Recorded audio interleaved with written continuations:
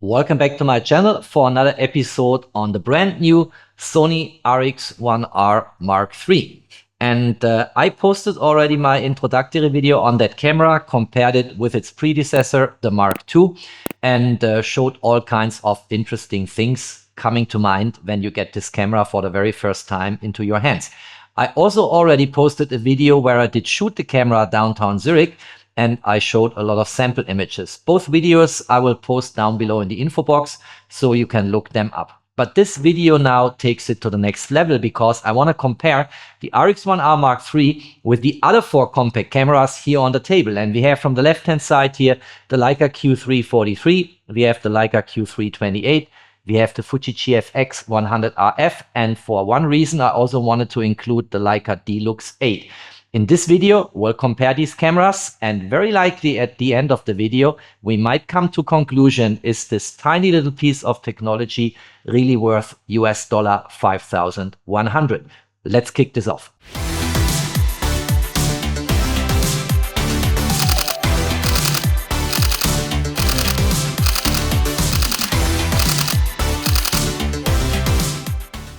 Before we go right into the topic, if you have not yet subscribed, please do so, subscribe, hit the notification bell and support my work. Many thanks for that. Alright, so if you could see behind the cameras here in front of me on the table, you would see a bunch of lens hoods, UV filters, lens caps, hand grips, what have you, because for my first section, when we talk about dimensions, which I think is important because we talk about compact cameras here, people will complain in the comments if I do not make these cameras here completely naked.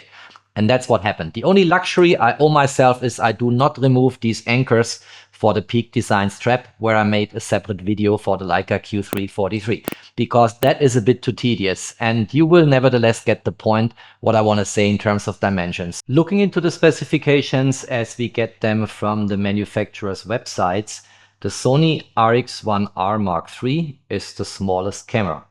And if I put this in perspective to the medium format Fuji GFX100RF, it doesn't really come as a surprise. Because here we have a full frame sensor with 61 megapixel, and here we have a medium format sensor, so substantially larger.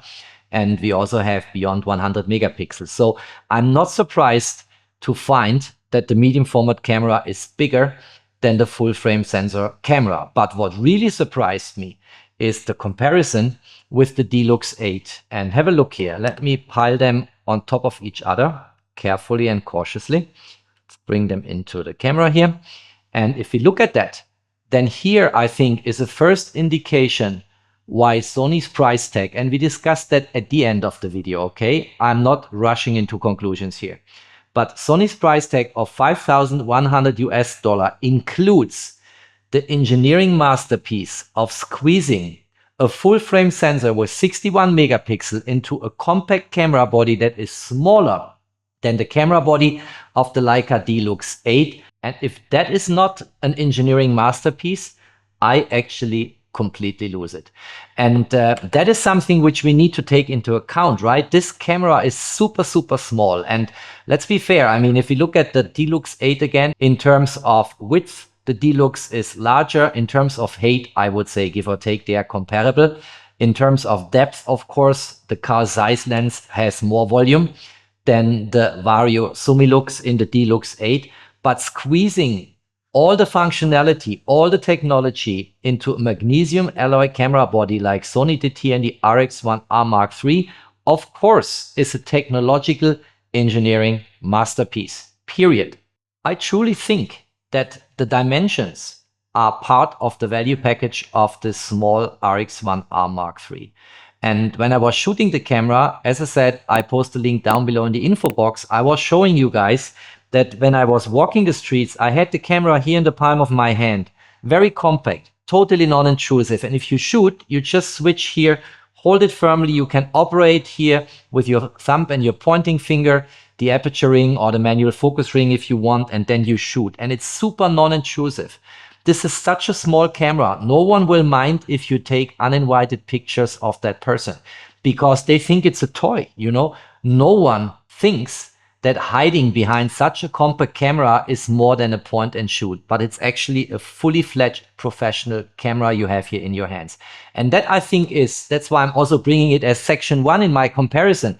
That is the true proposition of the RX1R Mark III, the smallest camera body ever with fully fledged professional photographic capabilities. Let's quickly go through the other cameras here. So of course, if we want to rank them in terms of dimensions, I would place the Sony here, then the D-Lux, then I would say here's the Q3 28, the Q3 43, and then somewhere at the very front, probably on top of them, but I'm not daring to do it, is the GFX100RF. And in terms of weight, we have a slightly different ranking. Let's quickly do this here on the table. So the D-Lux 8 is the one with the lightest weight. The Sony RX1R Mark III has a bit more weight, and very likely the lens here, the car size Sonar lens, is contributing to that in comparison to the Vario Summilux here. Then we have astonishingly the much bigger GFX100RF, and then we have here the 28 Q3, and here where you can't any longer see it, let's put it here, is the Q3 43. That's kind of the weight. So we have the D-Lux 8, we have the RX1R Mark III, we have GFX100RF, and then we have the Q3 28. The one with the biggest weight is the Q3 43. Let's now talk about sensors and image quality. And let me start with the D-Lux 8. So the D-Lux 8 is a perfect entry-level camera. I remember a discussion I had recently in the Leica store in Zurich, where a father wanted to donate to his daughter an entry-level Leica camera. And they involved me in a discussion, and I actually told them the D-Lux 8 is an ideal Leica entry camera if you want to start with a Leica camera for your very first one. That's, of course, the basic question you have to answer before that, because there are more affordable cameras for an entry-type photography experience than a Leica D-Lux 8. But it is perfect as an entry-level Leica because the design, if you compare this with a Q3 here, if you look at that, it's almost like the little sister of the Q3. The design, the menu structure, the way you operate the camera, the workflow you develop as an entry-level photographer over the years is 100% compatible between the much smaller D-Lux 8 and the Q3 28 or the Q3 43. So I said to that father, you cannot go wrong donating to your daughter if you want to donate a Leica camera, this one here, because whenever she's ready and have taken her skills to the next level and she wants to upgrade, the step from this camera to a Q3 is just a piece of cake. But this camera clearly is a bit out of competition because in terms of sensor, we have here a 4/3 sensor. It's a CMOS sensor. I just show you the specifications in the upper left-hand side corner, but it has effective megapixels of 17 and total megapixels of 21.8. So it's far off from the other cameras here on the table. And the only reason why I wanted to show this camera is in the section on dimensions, because I wanted to show what a remarkable piece of engineering and technology Sony delivered and achieved here with the RX1R Mark III, squeezing so much full-frame technology in a camera body that is smaller than the one of the D-Lux 8. That was the main reason, my motivation why I wanted to show it. But generally, a little bit out of competition, just too far off from the other 4 cameras here on the table. What else do we have in here? So the 2 Q3 cameras and the GFX100RF, they have backside illuminated CMOS sensors. We have here the well-known 102 megapixel and here effectively 60.3 megapixel. We have here 2 full-frame sensors, here a medium format sensor. In the specification, I typically try to skip the after-digit numbers and say this is 44 times 33 millimeter in terms of sensor size, and this is 36 times 24 millimeter. Now the Sony fits absolutely to the Leica Q3 cameras because it has the same full frame sensor. Again, if we skip the after digit numbers, it's basically a 36 times 24 millimeter sensor. And the D-Lux 8 with its 4/3 sensor is at only 17.3 times 13 millimeter in terms of sensor size. It's just a smaller sensor. It's the entry-level Leica camera you can purchase for your teenage children. What deserves a special mention in my opinion is that the RX1R Mark III has a so-called backside illuminated Exmor R CMOS sensor. And that's a special development by Sony which is an absolutely fantastic sensor. It's not the first time I've shot this sensor. And in general, I think we should acknowledge here when we discuss these cameras that the master competence for sensor development is with Sony worldwide, period, right? Almost every sensor you see in the world is from Sony or a derivative of a Sony sensor. So very likely in the Leica Q3 cameras, we have a Sony sensor. We have, of course, in the RX1R Mark III, a Sony sensor. For the Fuji sensor, I'm not so sure because Fuji develops their own sensors or at least modifies sensors they purchased with a Fuji Touch. But also in the Hasselblad X2D, for instance, I'm betting this is a Sony sensor. So the competence with sensors is clearly with the manufacturer of this tiny little camera here. And at least we should acknowledge that here in the video. Next, I want to talk about lenses. And all lenses here on the table are really good lenses, except maybe, again, the D-Lux 8 lens, which I'm not saying is a bad lens, but is not a prime lens in the same way as the other four. And is Vario Summilux 1 to 1.7. The widest open is an f1.7. And if you basically transform the 10.9 to 34 millimeter, which are here on the Vario Summilux engraved, into full frame equivalent focal lengths, we are talking here about a 24 millimeter to 75 millimeter focal length lens. So it's a zoom lens. And for sure, it doesn't have the same excellent properties as these prime lenses here on the table. We have 3 lenses here, which have a dedicated macro mode. I showed this in my intro video on the RX1R Mark III. So in order to change the nearest focusing distance from 30 centimeter to 20 centimeter, you just turn that ring here. And then you are between 20 centimeter and 35 centimeter. And can do close-up shots. And in my recent video on image quality, I also showed some macro shots taken with that camera. It's, in my opinion, kind of the same technology which is built into the Q3 cameras, where you have the macro switch here. You turn that ring, then you're in macro mode, and you have a changed scale here on the lens. And you can use that for close-ups and macro-type shooting situations. That's the same on both Q3 cameras. We don't have that on the Fuji GFX100RF. But the minimum focusing distance on the Fuji is in a way that you get close enough to your subject so that if you use the enormous crop in reserves by a 102 megapixel sensor, you can actually also create nice macro type shots if you want. And what I also showed in a recent video is that the Elpro 52, which I demonstrated on my Leica Q3 cameras, also works, of course, on the 49 millimeter filter thread for the GFX100RF and will work like a charm on the Sony RX1R Mark III. And of course, I'm going to try this out. I will mount the Elpro 52 from Leica on the RX1R Mark III and will show you and demonstrate that this takes the macro capabilities of this very small full frame camera to another level. Another point I think is worthwhile to be mentioned is that 3 of these lenses here, namely the Sony lens and the 2 Leica Q3 lenses, they are supposed to be excellent. And I've shot them all intensely. I've shot the Q3 cameras intensely. I've shot this lens on the predecessor, the Mark II, intensely, quite some years back. And these lenses are just fantastic. There's one concern, and I will come back to this when we talk about autofocus, that this lens here is so old because it's about 10 years aged now and has not further improved by Sony for this new release here, that maybe the motors in the lens, the way the autofocus is working in the lens, might be too slow for the sophisticated overall autofocus system we have here. But I will come back to this later in the discussion. The lens which I think is kind of an outlier here is the Fuji lens, because the Fuji lens has a widest open of f4, and I called this out several times now. I don't understand why we don't have here an f2.8. That would have made this camera so much better in my opinion.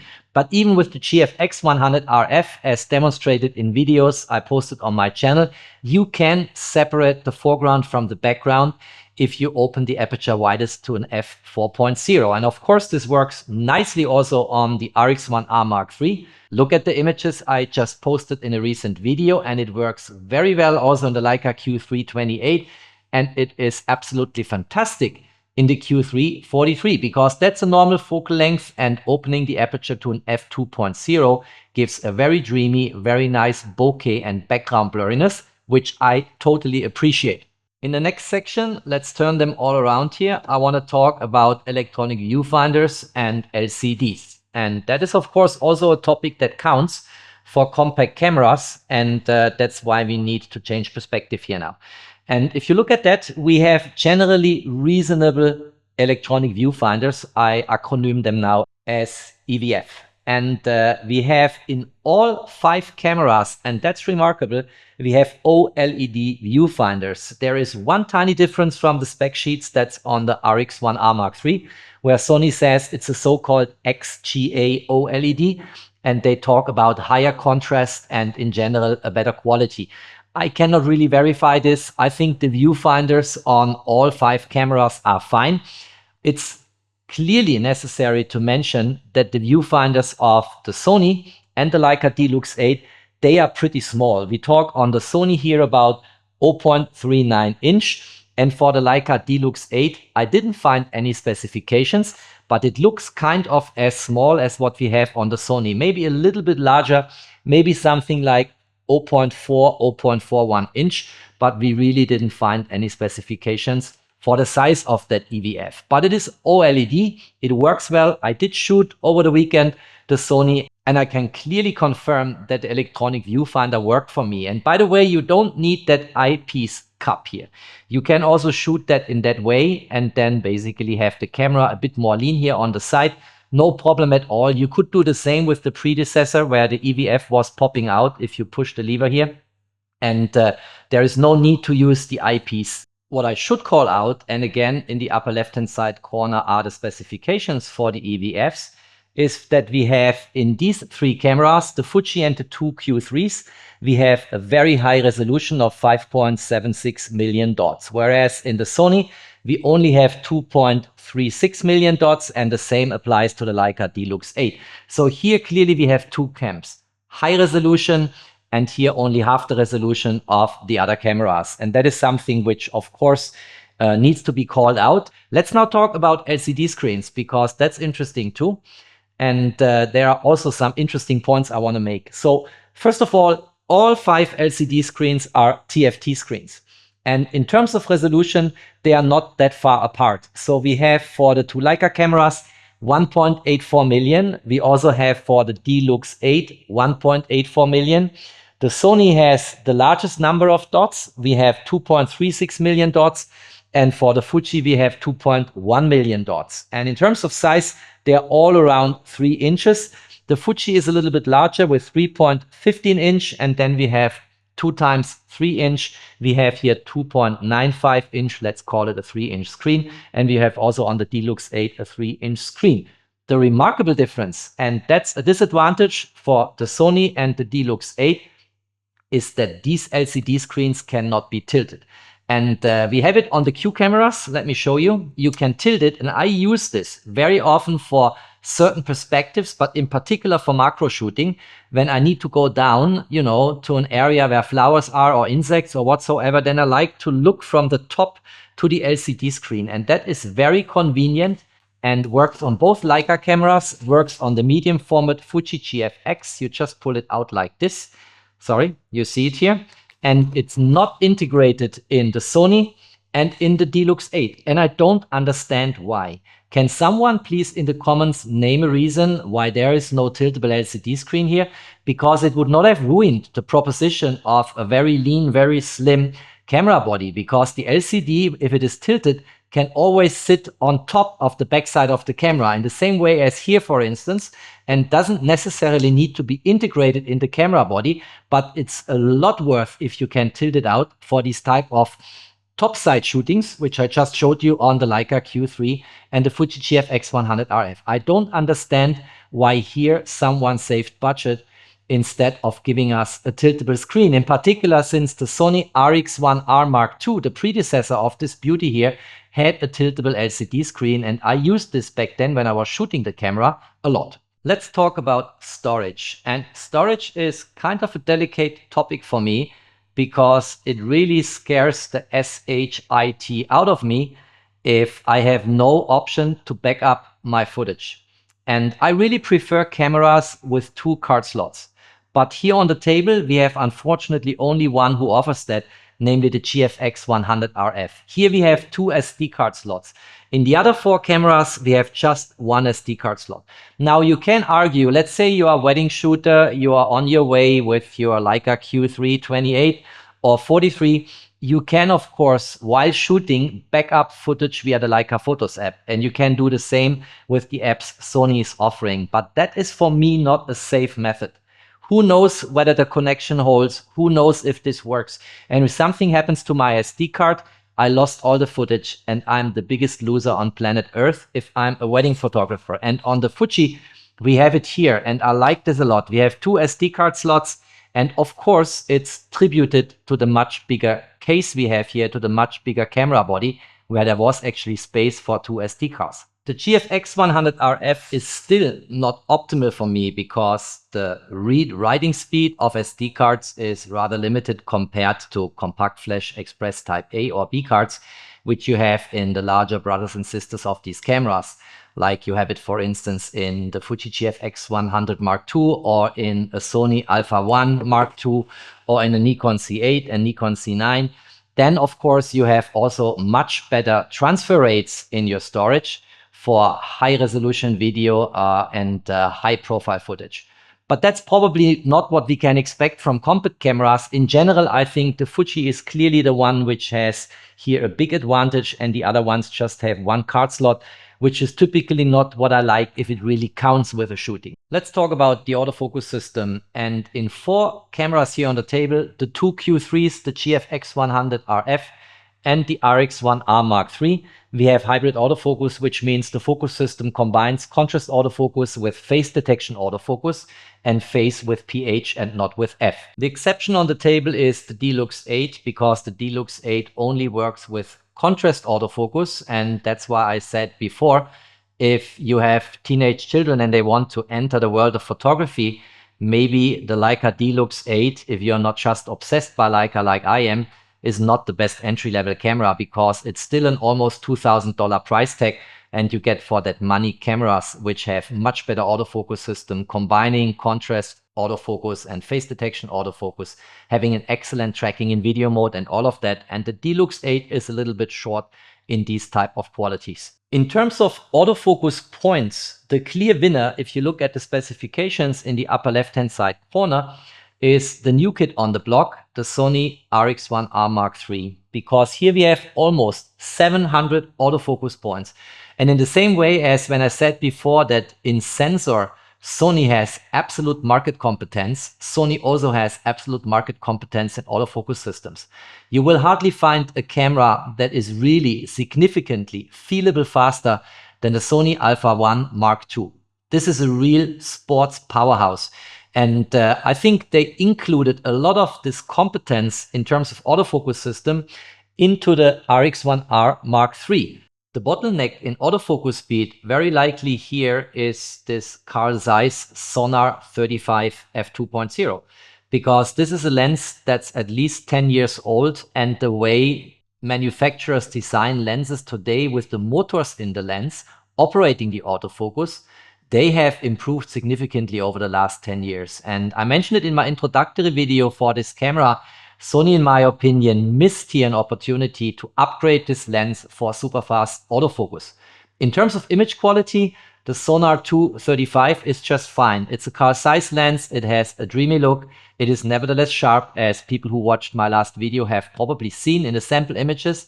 But I doubt that the autofocus system in general, which is built into the camera body and the firmware, will be happy with the motors in that lens. That is clearly something that concerns me. When I was shooting the new RX1R Mark III, my impression was it's a very snappy autofocus. It hits very quickly, and it could potentially, very likely, be faster if it would not have that outdated lens here, which is an excellent lens. I'm repeating myself, but outdated in terms of the way the focus is operated by motors in the lens. And I think in general, by shooting the Q3 cameras and the RX1R Mark III, my personal gut feeling from shooting these cameras is that they are about at par in terms of autofocus. And the Q3 system has a good autofocus system, not the fastest in the world, but the lenses are modern. The Sony RX1R has, I think, a flagship autofocus system in the camera body, but has a very old retired horse here sitting on top of the camera body in form of a lens. And that is unfortunately no longer as quick as required to operate this artificial intelligence trained tracking modes you have in an autofocus system as it is integrated here in this new modern compact camera. That is a missed opportunity, Sony. I like the Sonnar 35mm, but I doubt that the motors will keep pace with the focus system you implemented in the software here, in combination with the sensor, the readout time, and the processor. Last but not least, when it comes to autofocus, and then I conclude this section, is what always fascinates me is the GFX100RF when it comes to autofocus technology.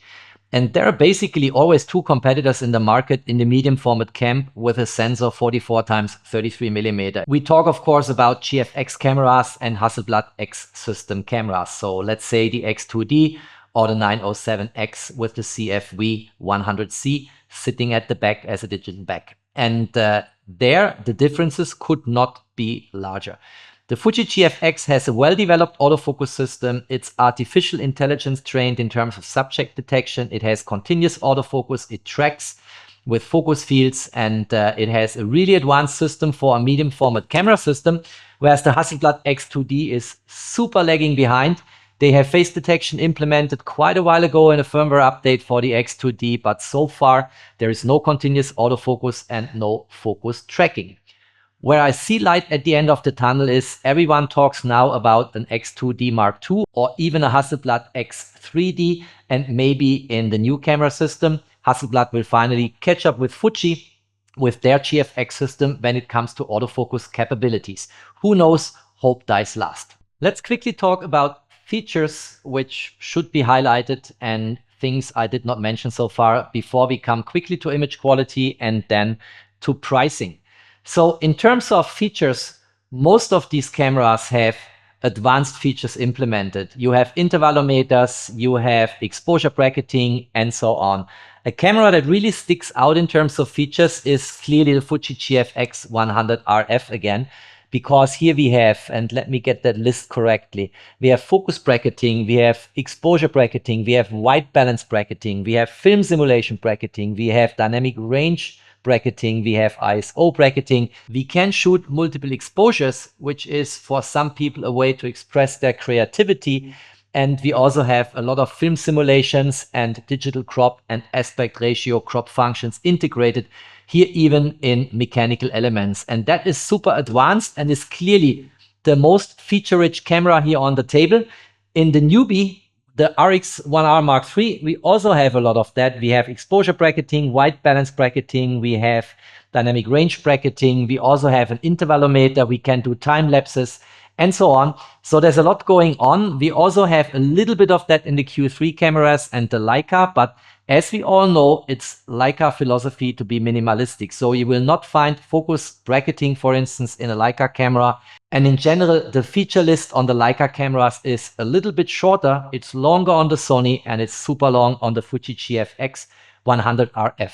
Talking about features, we should not forget video capabilities. And on the left-hand side here, we see cameras which shoot up to 4K. Exceptions are the two Leica Q3s. They can shoot up to 8K resolution. And depending on what camera we are talking about, there are different features implemented with these resolutions and with the codec you can use. I think you can make reasonable films with all 5 cameras. Again, the outlier is a little bit the Leica D-Lux 8. In my opinion, and testing it out, the autofocus system is just not good enough for smooth videography. With the RX1R Mark III, there will be no difficulties, and I think 4K resolution for these two cameras is plenty and is definitely enough. And with the Leica Q3, 28 and 43, as I said, you can shoot up to 8K. That gives you options when cropping in Premiere Pro or DaVinci Resolve, and that might be interesting in terms of effects for playing with your creativity. Now, if we talk about image quality, clearly this time, for the very last time, we put aside the D-Lux 8. It's a good entry-level camera. It's not a camera where image quality can compete with these 4 cameras here on the table. I showed sample images for the RX1R Mark III in my most recent video, and I'm very pleased with the image quality. It's clearly a very good sensor. Autofocus was snappy, reacting in the right way. I wanted it to react. Tracking works. I think the image quality is really good on the Sony RX1R Mark III. I come back to that camera in a moment. On the other threes, I have actually posted a video where I look in detail into dynamic range and compared these three cameras with respect to image quality and capabilities to shoot in low light or with high ISO, what have you. And clearly, we had here all the nuances to bring out, where with respect to different metrics, different cameras reacted in a different way. And if you're interested, I post this video down below in the info box. You can look this up. Now, I've not yet done, because it's a lot of work, the type of technical testing I did with these three cameras here. And I really want to know from my community, do you want me to repeat these tests with the Sony RX1R Mark III? It's a lot of work, you know. I have to run all the Python scripts again. I have to do all the test images, and I really want to do it only if people say, yes, that's something we want to see. And please put it with respect, for instance, to the structural similarity index or peak signal to noise ratio in perspective and comparison to the other three cameras here on the table. So drop me a comment and let me know if you want to see this. If I have enough comments saying, yes, please do it, invest the work and the effort, I'm happy to do it.